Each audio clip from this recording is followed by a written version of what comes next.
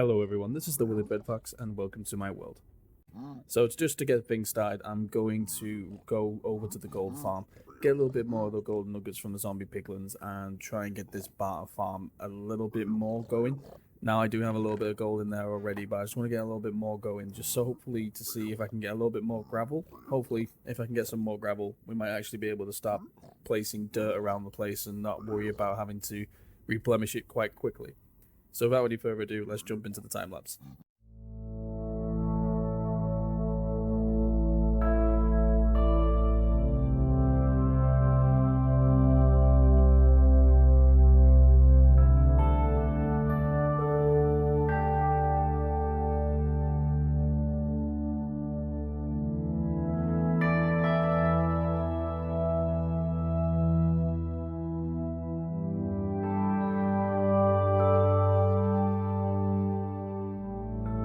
And with that, I've now completed doing the gold farm. Now, I've noticed that the gold farm is not that efficient, so it's not actually giving me back much that I need to actually be able to do things. So I'm actually going to rewatch the video, see if there's a different tutorial to see if I can try and actually get a little bit more gold out of the farm. Now, if I remember correctly, I think you're supposed to be on top of the farm when you're actually AFKing at it. So maybe that might be it, but I'll be looking into that, and hopefully in the next video I should be able to get a lot more gold and be able to actually get a lot more items back. I think in total we got a few soul speed books, a few boots, nothing much really. We needed gravel and we didn't get much more than we actually had. But now I'm just going to quickly run a time lapse, get this coal farm going so that way I can get a little bit more coal to build up the stoneworks. And then after that, I'll go straight into a time lapse building the actual farm we're going to be doing today. Now, the farm we're going to be doing today is actually a farm for some bamboo. Now, it's not a major need in this world, but I believe if I have some bamboo farm going, I can actually just continuously throw bamboo into this farm and I don't have to then worry about it. Whereas this little design, yes, it is great, but it uses a lot of bone meal just to be able to produce next to nothing. Well, basically, because if you go to here, like this is filled with bone meal, this is all filled with bone meal, but it took so much more bone meal. I had to fill that chest once, I believe, and then once and a half just to get that cooked. So it's not that efficient at the moment, so hopefully if I can just have a massive bamboo farm, then it'll just constantly be pouring in bamboo and I can just continuously throw it in over to the farm whenever I need to do anything. So let's jump into the time lapse, get that done, get the coal sorted, and then get all the materials needed to actually do today's build.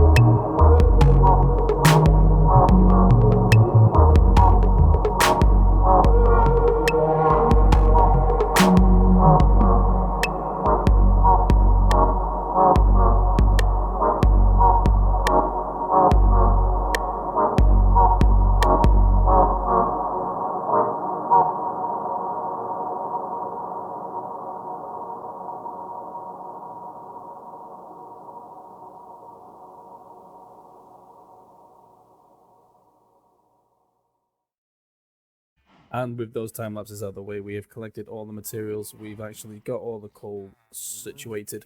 So now I am currently sitting tight on 12 blocks of coal for each furnace.